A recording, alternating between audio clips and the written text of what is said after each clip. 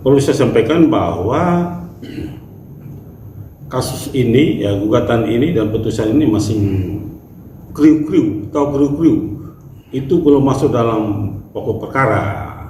Saya bisa dengan kompetensi saya melakukan gugatan ulang.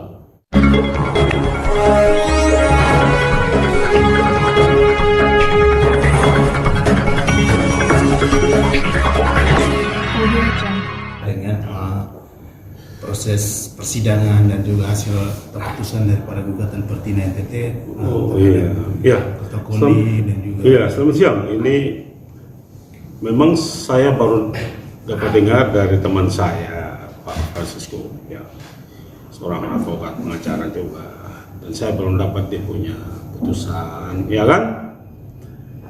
Perlu saya sampaikan bahwa kasus ini, ya gugatan ini dan putusan ini masih kriuk-kriuk itu belum masuk dalam pokok perkara, ya kan? Jadi saya masih mencoba untuk mengajukan gugatan kelayakan, ya, kompetensi, ya. Ternyata putusan pengadilan negeri, putusan pengadilan tinggi sesuai hasil informasi bahwa mereka sarankan agar kewenangan di Bauri. Tetapi perlu saya sampaikan bahwa itu merupakan putusan sela. Putusan sela itu bukan putusan serta-merta, ya, yang mempunyai putusan ingkrah untuk saya harus mengikuti putusan sela itu. Tidak. Itu pun bisa saya ikut, bisa saya tidak ikut putusan itu. Saya bisa dengan kompetensi saya melakukan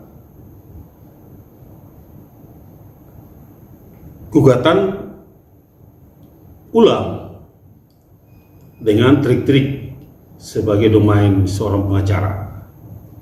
Itu kan trik saya untuk mengajukan. Lalu ada putusan setelah, nggak apa-apa. Saya bisa mengikuti dan bisa juga tidak. Artinya bisa mengikuti di Bauri, bisa juga tidak. Saya bisa mengajukan gugatan baru, ya, betul. Bisa juga saya mengajukan wan prestasi, karena yang saya ajukan gugatan itu adalah gugatan perbuatan melawan hukum, tapi masih ada, ya, perbuatan yang lain seperti wan prestasi. Saya belum lakukan gugatan itu. Dan bisa juga saya lakukan kasus ini ke Polri tindak pidana karena saya merasa dirugikan. Itu masih ada domain-domain.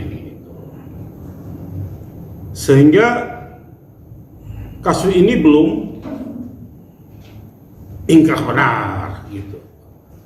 Perlu saya sampaikan bahwa saya ini kan selain pengacara seorang peneliti. Peneliti itu artinya adalah tugas dosen di dalam perguruan tinggi, salah satunya peneliti. Dengan kasus-kasus seperti ini, perlu saya sampaikan bahwa ada beberapa fenomena yang ketika saya melakukan pendapat hukum, ketika ada jawaban-jawaban menyangkut legal standing seorang pengacara dan juga mengenai kompetensi relatif maupun kompetensi absolut yang tadi disampaikan oleh teman kita, ya, itu yang saya sampaikan. Betul. Saya ketika kasus ini bergulir dan ada putusan-putusan, yang dimana tidak sesuai dengan keinginan nurani saya sebagai peneliti, tentu saya melakukan penelitian. Dan penelitian inilah yang menyangkut ya kasus hukum yang dimana saya akan melakukan penelitian untuk kebenaran material maupun kebenaran sesungguhnya terhadap putusan yang merugikan saya. Ingat, saya seorang peneliti. Selain pengacara, saya seorang peneliti. Ya. Dan oleh karena itu saya seringkali ya di dalam kelas mengajar mahasiswa saya di Fakultas Hukum, ya, yang sekarang mereka banyak mahasiswa saya itu yang jadi pengacara sekarang. Ya, kalau pengacara itu kan sederajat, ya kita tidak lagi ada senior, ya ada junior, ya kalau sudah pengacara ya status pengacara sama. Tapi ada pengacara dan juga kami juga status dosen dan status peneliti. Itu tugas. Ya seorang dosen hukum ya punya status melakukan penelitian. Saya akan melakukan penelitian ini terus kasus sampai di mana dan tidak akan berakhir kasus ini. Itu ya sampai dimanapun saya akan kejar dan tidak akan berakhir sampai saya mendapat keputusan yang sejati, dan itu merupakan keputusan ketika saya terima menjadi ingkrah. Itu tugas saya sebagai seorang dosen dan peneliti. Saya di dalam kelas saya sampaikan bahwa kepada mahasiswa-mahasiswa saya yang nanti bakal menjadi aparat penegak hukum maupun ya penasihat hukum, saya bilang ya jadilah OPH dan jadilah pengacara ya yang arsitektur, jangan jadi pengacara tukangan. Ya, ingat saya tidak omong teman kita tukangan, tidak. Saya omong tentang ketika saya mengajar di depan kelas, mengajar mahasiswa saya. Ya. Dan juga ketika kita ngomong itu, kita pandangan maksud tujuan dari orang lain itu apa. Dan ketika kita memberikan ya masukan kepada orang lain atau kita memberikan informasi, itu harus sesuai dengan ya produk hukum yang dapat dipertanggungjawabkan. Ya saya kutip apa yang dikatakan Prof. Setapi, dia bilang jangan seperti ayam di kandang ya, ngotek tanpa kepala. Itu tidak boleh. Saya seringkali ngomong ya mahasiswa saya itu ya jangan ngomong lalu seperti ayam tanpa kepala. Ya kita bicara detail sehingga ketika kita bicara itu adalah tas mempunyai kekuatan hukum. Sepanjang belum mempunyai kekuatan hukum yang jelas untuk orang itu menerima itu apapun, jangan coba-coba kita melakukan itu. Itu saya sampaikan bahwa kasus ini masih tetap bergulir. Ya, yang pertama, apakah saya mau menerima atau saya mengajukan kasasi? Kali ini masih hanya di luar, masih kayak kriuk-kriuk tadi saya bilang. Ya, gitu. Masih ya di apa? Di cover. Belum masuk dalam isi ya pokok perkara. Ya. Jadi kalau ada omong singgung pokok perkara itu sangat keliru. Maka itu saya bilang kepada teman mahasiswa, jangan coba-coba berbicara yang di luar ya kalau lintas hukum. Ya tidak boleh. Nah, yang tadi saya bilang ya, orang bisa katakan kita ayam yang berkokok di kandang tapi tanpa kepala. Itu tidak boleh. Ya.